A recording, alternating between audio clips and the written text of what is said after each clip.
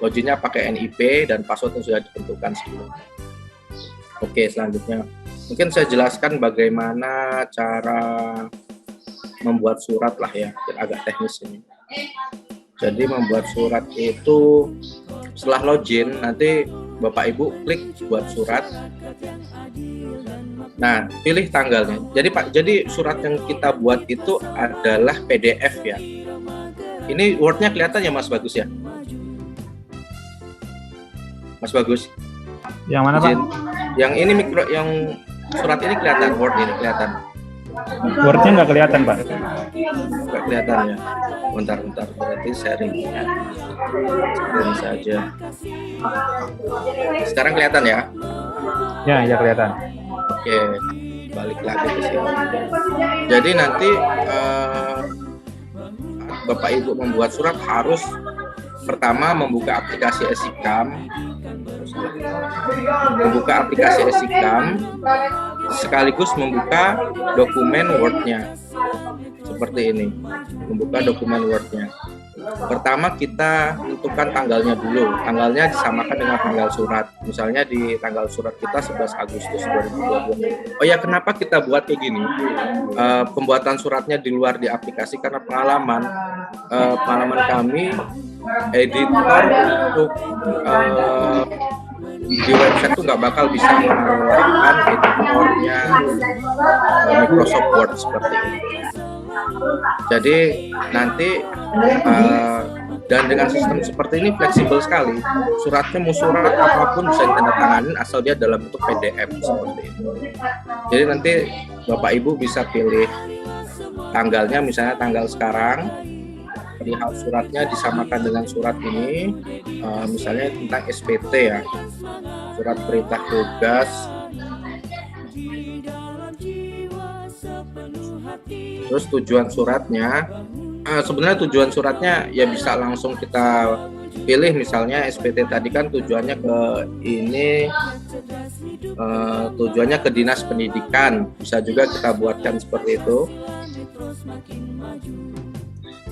Dinas Pendidikan ditambah, selanjutnya penandatangannya siapa? Penandatangannya banyak di sini ya. Mulai dari Pak Bangkit, Pak Wahdi, Pak Wakil, Bu Maria juga sudah ada dan lain-lain yang jelas. Tapi saya di sini ingin menggunakan tanda tangannya Pak Kadis. Jadi disimpan data itu. Oke, setelah disimpan, Bapak Ibu nanti bakal dapat nomor surat. Nomor surat ini agak berbeda dengan ini, seperti proses pengarsipan lah ya, pengarsipan surat lah ya. Pengarsipan surat keluar. Jadi nomor surat ini nanti Bapak Ibu copy ke sini.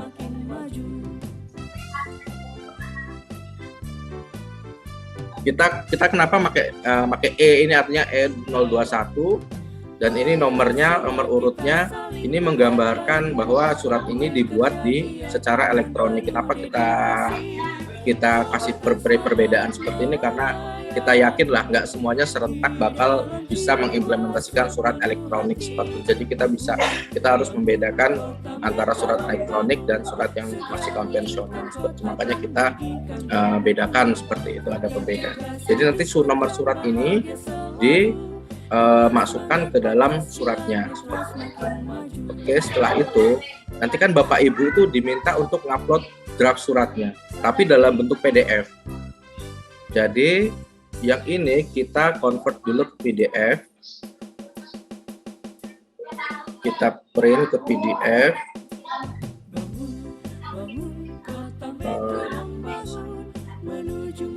kita print ke PDF,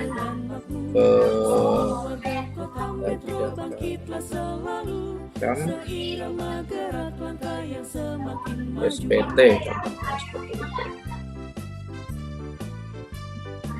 Filenya sudah ada, kita bisa lihat di sini tadi SPT.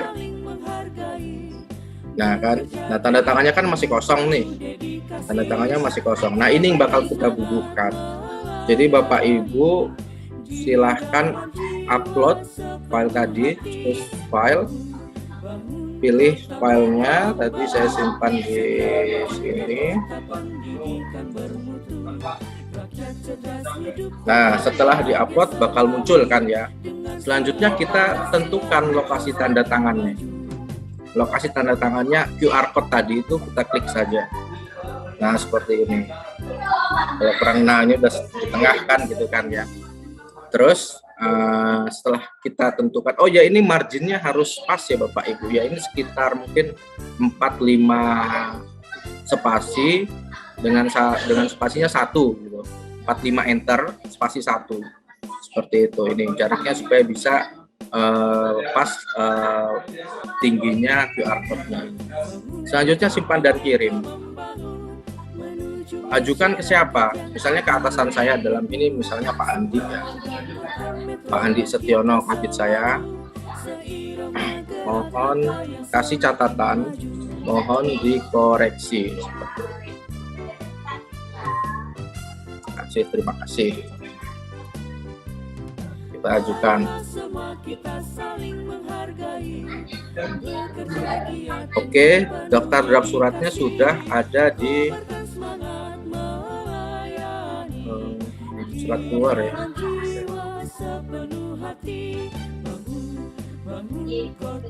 Kita lihat tempatnya Pak Andi sekarang, akunnya Pak Andi.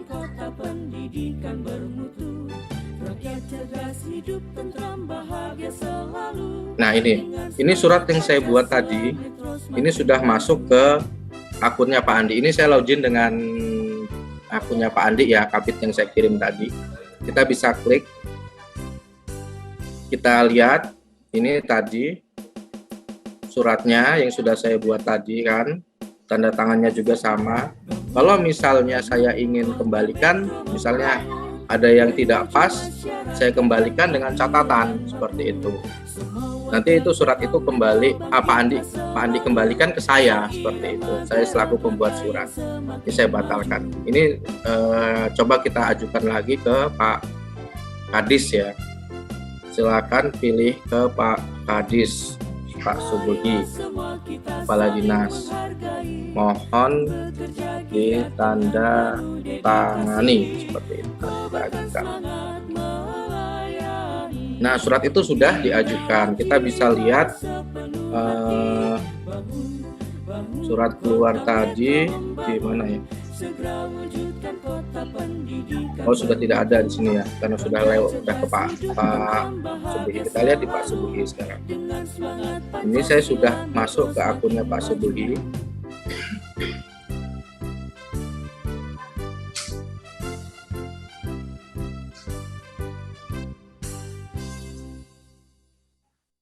Ini saya masuk ke akunnya Pak Subuhi.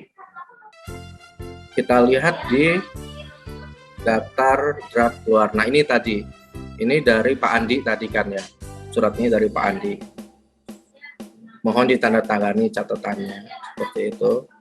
Dan ini ada log suratnya Bapak Ibu. Jadi kita tahu kita kapan surat ini dibuat, oleh siapa, terus dikirim dari saya, dikirim Pak Andi ke Pak Andi itu kapan, dan dari Pak Andi ke Pak Subi kapan. Jadi kita bisa ngetrace lah, kita bisa melacak surat ini sudah sampai mana gitu kan ya. Kalau misalnya surat manual kan kita harus lari-lari itu. Misalnya ternyata surat itu ke Pak Andi, kita cari dulu kan. Kita cari dulu di mejanya Pak Andi, ternyata nggak ada, ternyata sudah ke Pak Subuhi gitu kan. Kita cari lagi Pak Subuhi, ternyata nyelip gitu kan, susah kalau kayak gitu.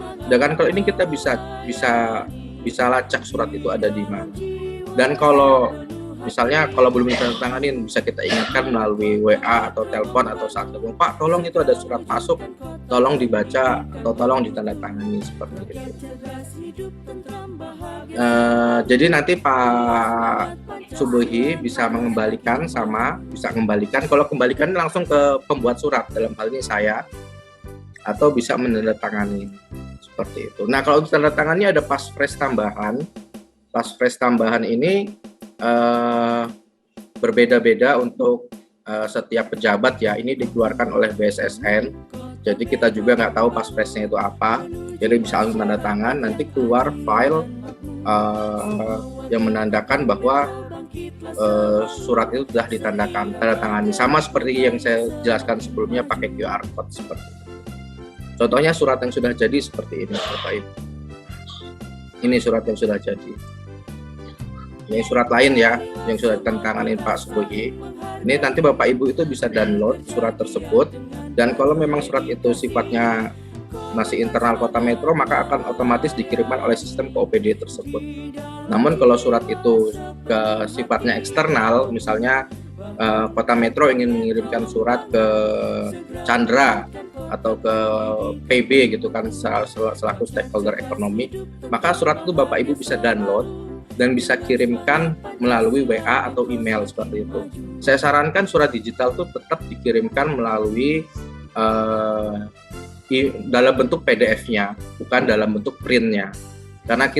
Karena inti dari surat digital itu tanda tangan elektronik adalah di sini, di sertifikatnya seperti itu. Jadi di sertifikatnya seperti ini. Jadi kita bisa tahu bahwa surat itu asli atau tidak dari sertifikatnya seperti ini. Toh kalaupun memang terpaksa Bapak Ibu memprint, keaslian dari surat tersebut bisa dicek dengan mendownload surat aslinya di sistem kami dengan men-scan menggunakan QR code scanner di scanner ini seperti itu.